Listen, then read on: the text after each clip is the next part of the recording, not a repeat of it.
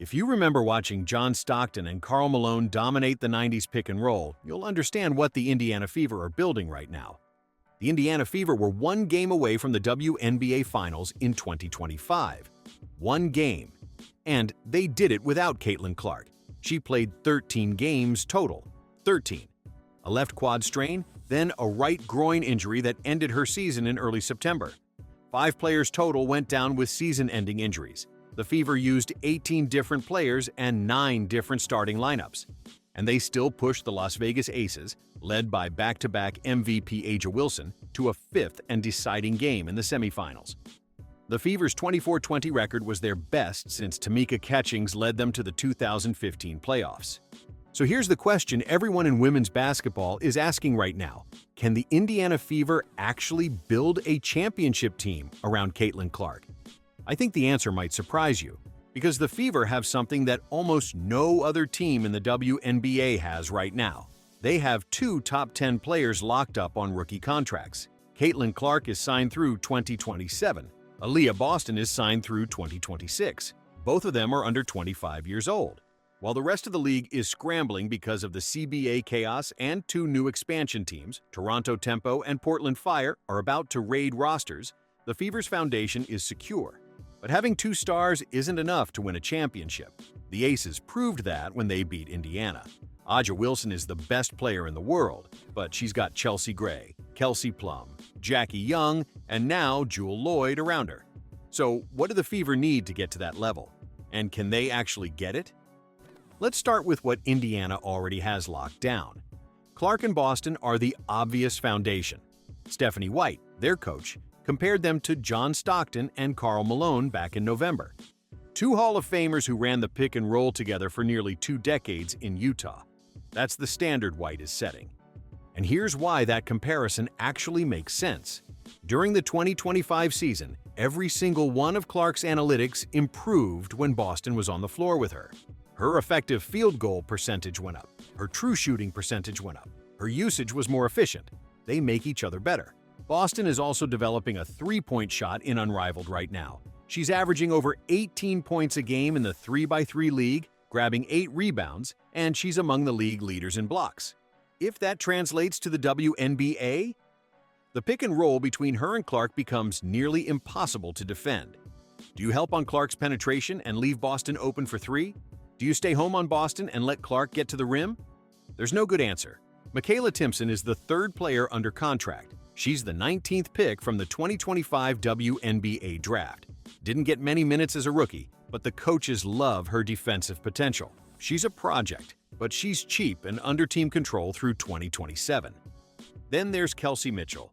Mitchell just signed a 1-year Supermax deal worth about $250,000. That's the most the Fever could pay her under the old CBA rules. She's been in Indiana for 8 years. She was an MVP finalist in 2025. She averaged a career-best 20 points a game and played all 44 games. And she chose to come back. Clark recruited her during the offseason. When Mitchell walked into Gainbridge Fieldhouse to sign her contract, dozens of Fever employees were there to greet her. Clark was waiting at the end of the crowd. They hugged. Mitchell said afterward, quote, "That's my girl, man. She's already put the world on notice. To play alongside her again will be really fun." So the core is set. Clark, Boston, Mitchell. That's your big 3, something the franchise hasn't had since Tamika Catchings' championship runs in the 2000s. But here's the problem. Championship teams don't win with 3 players. They win with 8 or 9. And right now, almost everyone else on the Fever roster is either a free agent or about to become one. Lexie Hull is a restricted free agent. Indiana has the right to match any offer she gets, and she's said publicly that she loves the franchise and wants to stay. But other teams are going to come calling. Hull was huge in the playoffs when Clark went down. She started 30 games, averaged over 7 points, 4 rebounds, and played tough defense. The Fever need to keep her. Natasha Howard is an unrestricted free agent. She's a 3-time champion, a 2-time All-Star, and the 2019 WNBA Defensive Player of the Year. She averaged over 11 points and 6 rebounds for Indiana in 2025. She brings size, experience, and she knows how to win. But she can sign anywhere she wants. Sophie Cunningham is also an unrestricted free agent. She only played 30 games before tearing her MCL, but she was exactly what the Fever needed. A shooter who can defend, a tough veteran presence, and someone who became close friends with Clark off the court. Clark posted on one of Cunningham's TikToks a few weeks ago, quote, "Time to run it back." Cunningham's response? "Only if you cuddle and make me dinner twice a week." That's the chemistry Indiana needs to keep. But beyond re-signing their own players, the Fever have real weaknesses they need to address. Defense is the biggest one. Clark and Mitchell are both below average defenders right now. That's not a criticism, it's just a fact. When you have two undersized guards who score at high volume, you need help on that end of the floor. The Aces have A'ja Wilson, one of the best defenders in the world. The Fever need to find players who can make up for what their backcourt gives up. Size is another issue. Kelly Krauskopf, the team president, said at her introductory press conference that Indiana needs more experience, probably some more size. Look at the teams that were in the playoffs last year. They're loaded with players who have been there before. The Fever are young and talented, but they need veterans who know how to close out games in October. And here's where things get complicated. The WNBA's collective bargaining agreement expired on January 9th. The league and the players' union agreed to a moratorium, which basically means everything is frozen. No signings, no negotiations, no expansion draft. Toronto Tempo and Portland Fire are supposed to join the league this year. They need to build rosters from scratch, but nobody knows when that expansion draft will happen or what the rules will be.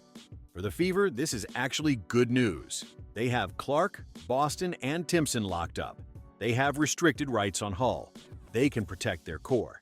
Meanwhile, other teams are panicking because their entire rotations are unrestricted free agents. The Minnesota Lynx, for example, have almost their whole roster hitting the market. But the moratorium also means the Fever can't make any moves right now. They can't sign Cunningham or Howard or anyone else until a new CBA is ratified, and nobody knows when that's going to happen. The players want significantly higher salaries. The current max is around $250,000. The new max could be over $1 million.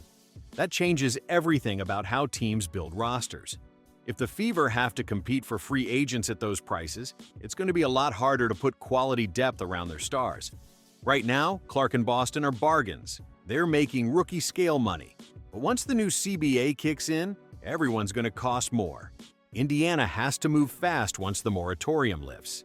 They need to lock in Cunningham and Howard before someone else swoops in. They need to match whatever offer Hull gets. And they need to find at least one or two more pieces who can defend and score in the playoffs. So, let's answer the question. Can the Fever build a championship team around Caitlin Clark? I think the answer is yes, but with a big caveat.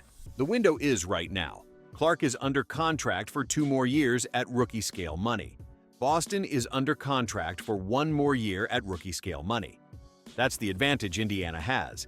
They can pay role players and veterans while their stars are cheap. Once Clark and Boston get their extensions, the math changes. The Fever will have to pay them what they're worth, and that means less money for everyone else. The Aces built their dynasty by getting A'ja Wilson, then surrounding her with the right pieces before they got expensive. Chelsea Gray, Kelsey Plum, Jackie Young, depth, experience, defense. That's the blueprint. Indiana has the same opportunity right now. They have the 2 stars. They have a coach in Stephanie White who knows how to win. They have an ownership group that just announced a state-of-the-art practice facility.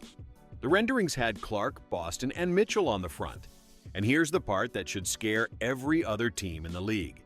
The Fever made the semifinals without Caitlin Clark playing in the playoffs, without Sophie Cunningham, without Ari McDonald, without Sydney Colson. They were down 6 players to injury against the defending champions, and they still pushed them to 5 games. What happens when they're healthy? What happens when Boston has that 3-point shot working? When Clark plays a full season? When they add 1 or 2 more pieces around the edges? The Aces won 3 championships in 4 years. They set the standard, but Indiana might be coming for them. And if you remember how dominant those Utah Jazz teams were in the 90s before they got the rings, you know exactly what this could look like. The Fever have the foundation, they have the stars, they have the coach. Now they need to build a roster. The next few months are going to determine whether Indiana becomes a championship contender or just another team with talented players who can't get over the hump. I think they can do it. But the clock is ticking. What do you think? Can the Fever build a championship team around Caitlin Clark, and who should they target in free agency? Let me know in the comments. If you want more videos like this, subscribe and hit the bell. I'll see you in the next one.